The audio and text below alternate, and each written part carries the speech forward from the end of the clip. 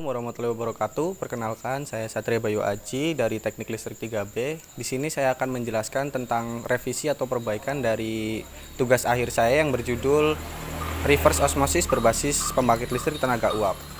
Ya, di sini saya akan langsung menjelaskan komponen apa sih yang saya gunakan pada tugas akhir saya.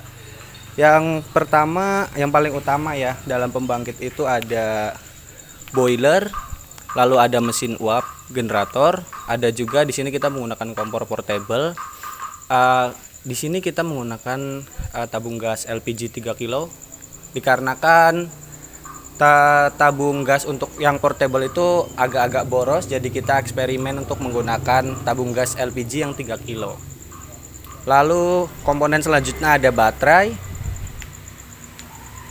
Di sini baterai yang kita gunakan itu 12 volt 3 Ah atau 3 ampere hour. Lalu komponen selanjutnya ada step up.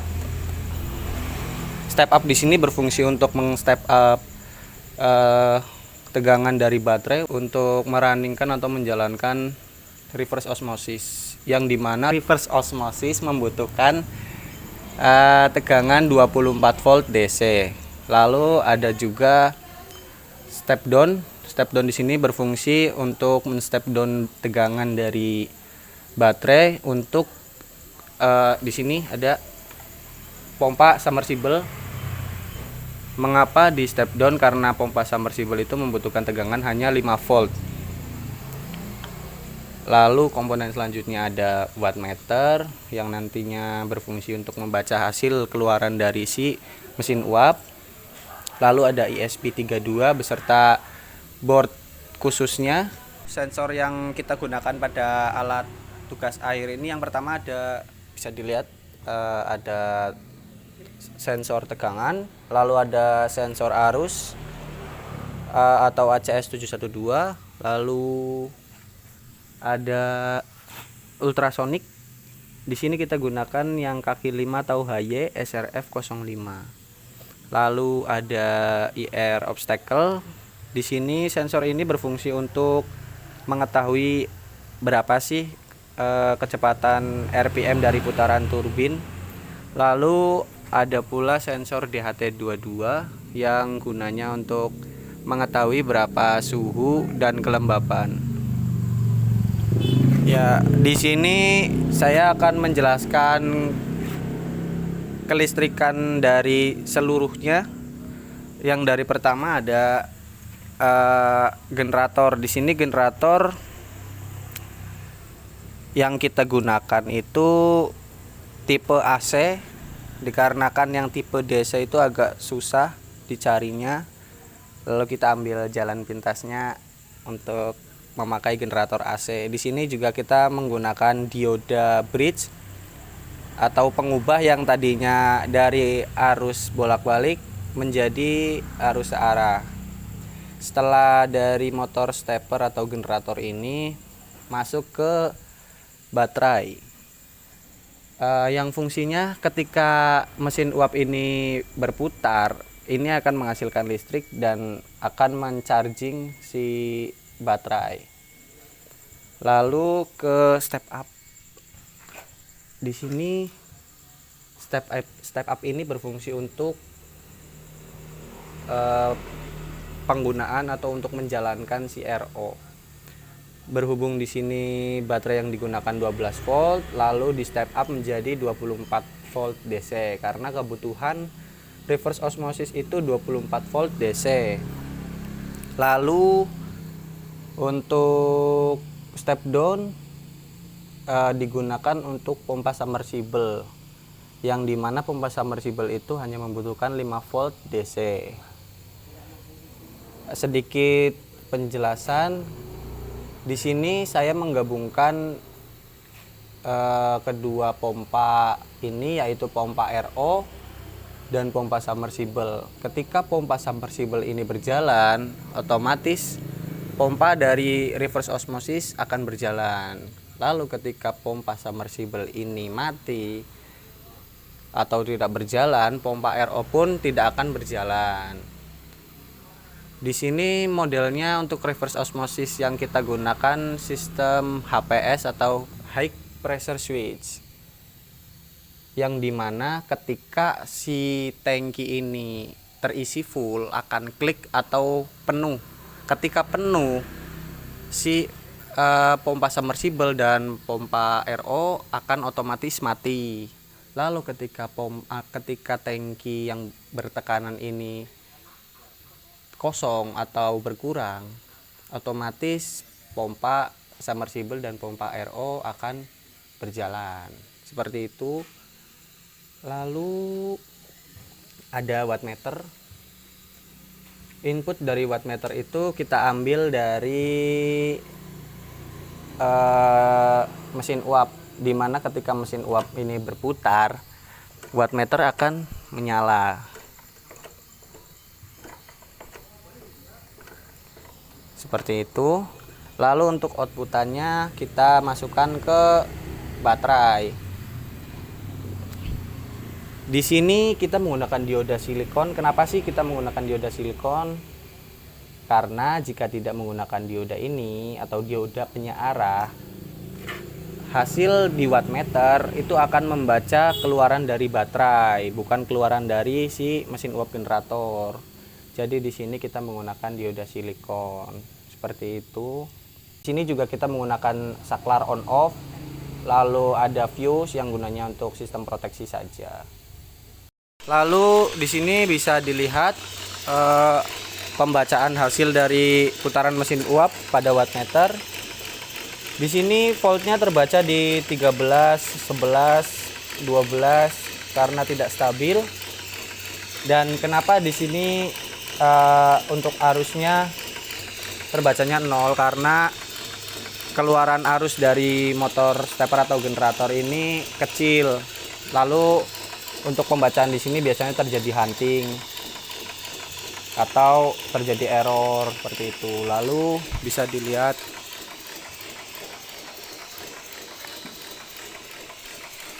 dilihat di sini untuk keluaran dari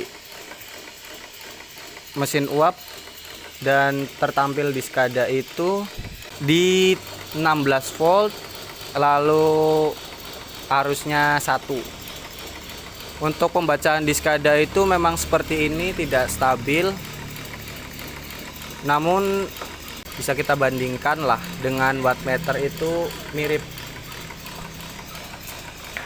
Lalu untuk bagian SCADA bisa dilihat di sini. Hasil yang tampil dari keluaran generator mesin uap yang tampil di SCADA seperti ini.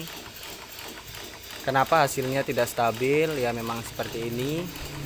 Namun untuk perbandingan keluaran di wattmeter dan di SCADA, hasilnya mirip 11 12 keluarannya. Di sini 11 12 13, di sini 11 juga, dan naik turun 11 12 13. Lalu untuk selebihnya akan dijelaskan oleh teman saya Fahmi Arwibi Raharjo. Untuk bagian SCADA, hasil sensor yang lain, dan reverse osmosis. Ya, kami Arwibi Raharjo. Di sini saya akan memberikan penjelasan dari teman saya, Mas Satria Bayu Aji. Di sini saya akan menjelaskan tentang lebih detail dari reverse osmosis ya. Reverse osmosis ini yaitu alat untuk memfiltrasi dari air PDAM atau air payau atau air apapun yang belum siap konsumsi menjadi air yang siap dikonsumsi. Nah, contohnya dari air feed ini, dan di sini ini belum siap konsumsi ya, ini masih air mentah. Lalu di sini ada pompa submersible. Pompa submersible ini berguna untuk memompa air menuju ke pompa dari reverse osmosis. Nah, dari pompa reverse osmosis ini kita masuk ke filter yang pertama, yaitu cartridge filter. Nah, filter ini berfungsi untuk memfiltrasi kotoran yang kasat mata atau disebut dengan TSS atau total suspended solid. Lalu menuju filter yang kedua, yaitu ini carbon filter. Dua filter ini itu memiliki bahan yang sama, yaitu carbon filter. Hanya saja yang kedua ini yaitu granular atau berbentuk seperti pasir atau kerikil kecil-kecil. Lalu ketiga ini yaitu blok, berbentuk blok. Lalu masuk ke filter yang keempat, yaitu di sini. Ini disebut membran. Di filter ini air tadi dijadikan menjadi air demineralisasi atau mineral dalam kandungan air dihilangkan atau dikurangi. Selanjutnya dari filter dari membran masuk ke dua filter terakhir. Nah, untuk filter yang berbentuk bola-bola ini disebut dengan mikrobio. Nah, kalau yang atas ini sama seperti dua filter yang di bawah, berbahan karbon aktif. Dari filter mikrobio ini langsung menuju ke faucet. Nah, langsung bisa dikonsumsi. Lalu dari filter yang karbon aktif ini menuju ke tabung pressure.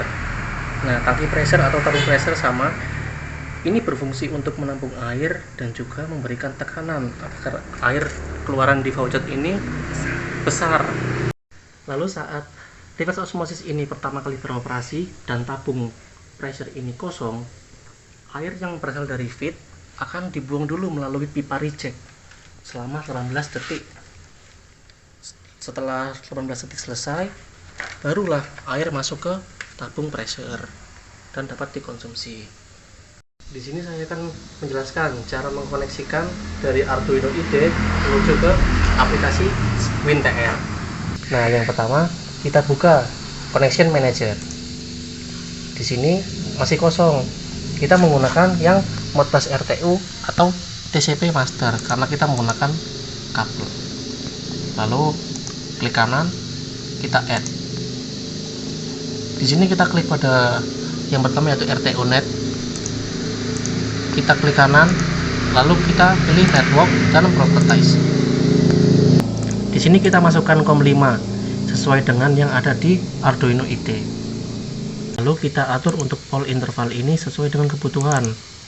Normalnya pada aplikasi WinTR SCADA yaitu menggunakan 500 sampai 2000. Di sini timeoutnya kita atur 2000. Nah, di sini kita atur dengan nilai seperti ini karena ini termasuk delay. Oke, masuk ke grup cycle. Kita masukkan address di sini yang dimaksud yaitu alamat sesuai dengan yang ada di sini. Kita masukkan yang pertama yaitu 40003. Di sini saya akan mengubah hasil dari read value ini yang sebelumnya tidak koma menjadi koma karena sesuai dengan permintaan dari Bapak Arif Sumarjono. Caranya yaitu kita mengubah untuk value tipe. Kita ubah yang sebelumnya assigned in 16 menjadi float point. Kita ubah semuanya. Setelah kita ubah semuanya menjadi float point, di sini saya akan coba mengkonekkan setelah generator berputar.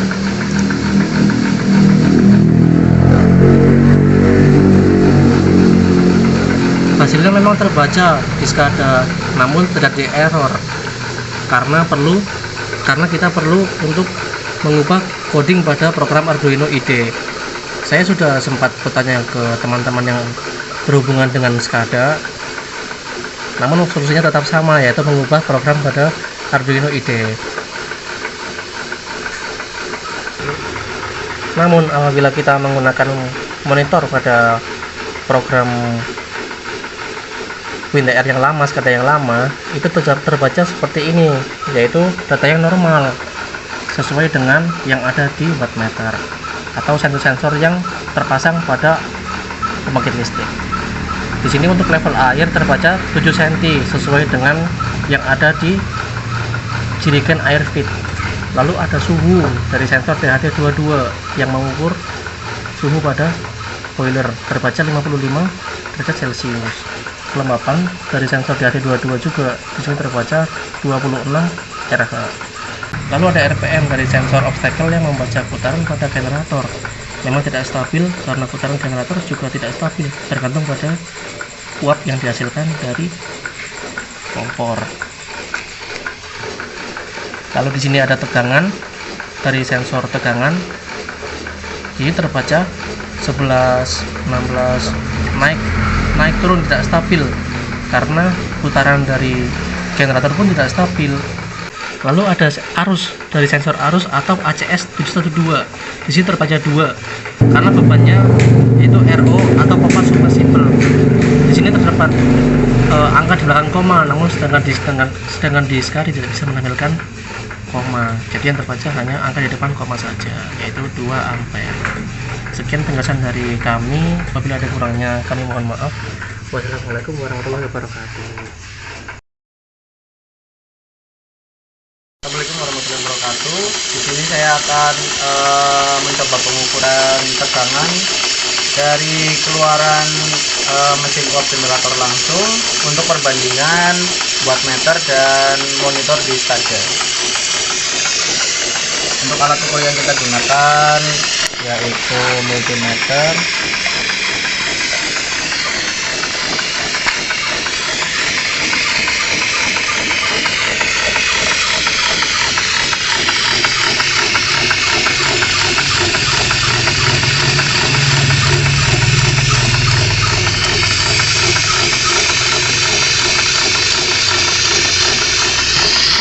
hasil keluaran dari mesin uapnya langsung itu tidak stabil, bisa dilihat di sini di antara 8, 7, 9, 10. Kenapa sih tidak stabil? Karena dari putaran di mesin uap generator itu tidak stabil, dan itu yang memicu keluarannya itu juga tidak stabil.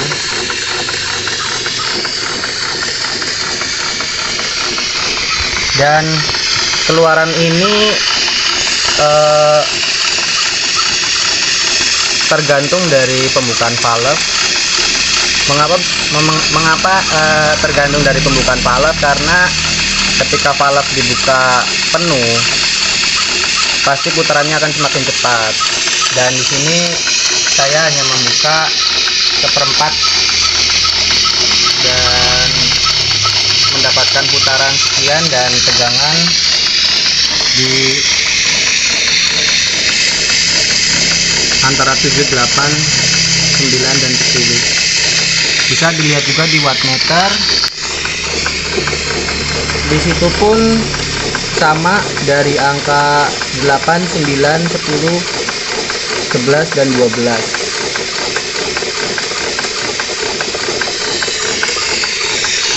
Sama halnya dengan keluaran di SCADA, bisa dilihat ya. Di SCADA pun sama, tidak stabil, dari 8, 9, hasil tidak selalu stabil dikarenakan pasti terdapat hunting atau error-error yang terjadi. Namun saya bisa pastikan hasil dari pengukuran multimeter, lalu hasil dari wattmeter dan hasil dari SCADA bisa dibilang sama persis. Ya. Di sini saya akan mencoba pengukuran suhu menggunakan ini namanya apa ya? Termogan. Oh ya, menggunakan termogan. Ini pinjam ke teman. Untuk suhu yang didapat di sensor DHT22 bisa dilihat dulu sebelumnya di angka 55 Celcius. Oke, 54. Ya. Lalu untuk pengukuran menggunakan alat termogan ini bisa dilihat ya. Nah, hasil menunjukkan error.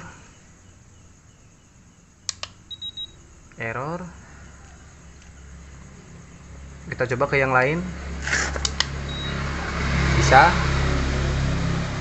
Kita coba lagi. Nah, Kenapa sih hasilnya error? Karena di spesifikasinya ini ternyata operating temperatur itu di angka 10 derajat Celcius sampai 40. Jadi jika suhu mencapai di atas 40 pasti akan terjadi error seperti ini. Ya, dikarenakan alat ukurnya tidak bisa dan ini juga pinjam. Mohon maaf saya tidak bisa mengukur keaslian dari suhunya itu berapa, dan saya hanya bisa menampilkan data suhu melalui sensor. Di sini ada sedikit pembahasan tentang air.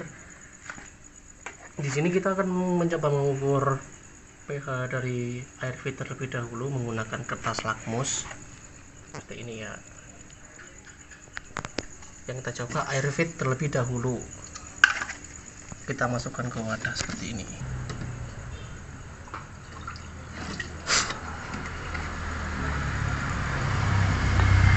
Kita ambil kertas lakmus terlebih dahulu.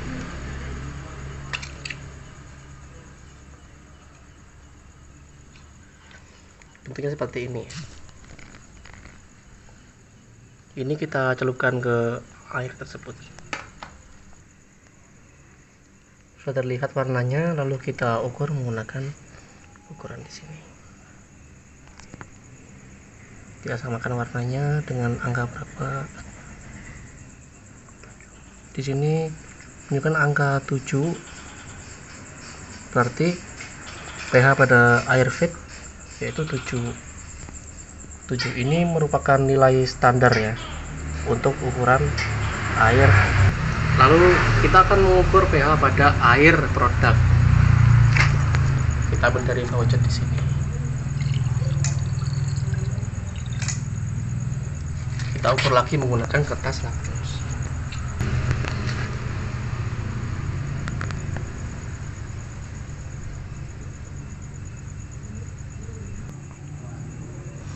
Terkeluar warnanya, lalu kita ukur di sini. Di sini menunjukkan warnanya yaitu angka 6, yang berarti air keluaran dari produk yaitu bernilai 6. Lalu berikutnya kita akan mencoba mengukur conductivity atau DDS pada air fit terlebih dahulu. Di sini kita menggunakan alat DDS meter. Seperti ini bentuknya. Kita tuang terlebih dahulu untuk air fitnya.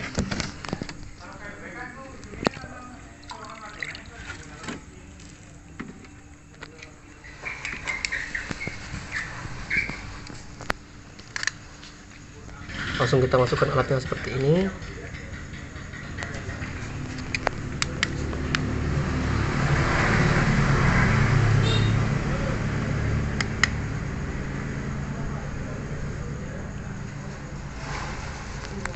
Keluar hasilnya di sini yaitu 130, yang berarti air dari fit ini sebenarnya sudah siap dikonsumsi, namun masih terdapat banyak kotoran atau bakteri dan belum steril. Lalu untuk berikutnya kita akan mencoba mengukur air produknya menggunakan TDS meter. Di sini kita langsung ambil air dari produknya ya.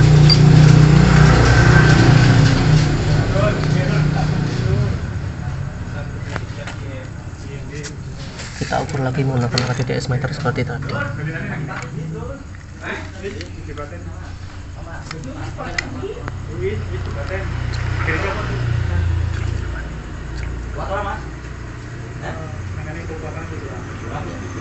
Keluar hasilnya yaitu 15. Jadi nilai conductivity dari air produk di sini yaitu 15, yang berarti air sudah steril, baik dan siap untuk dikonsumsi. Sekian pesan dari saya. Apabila ada kurangnya saya mohon maaf. Wassalamualaikum warahmatullahi wabarakatuh.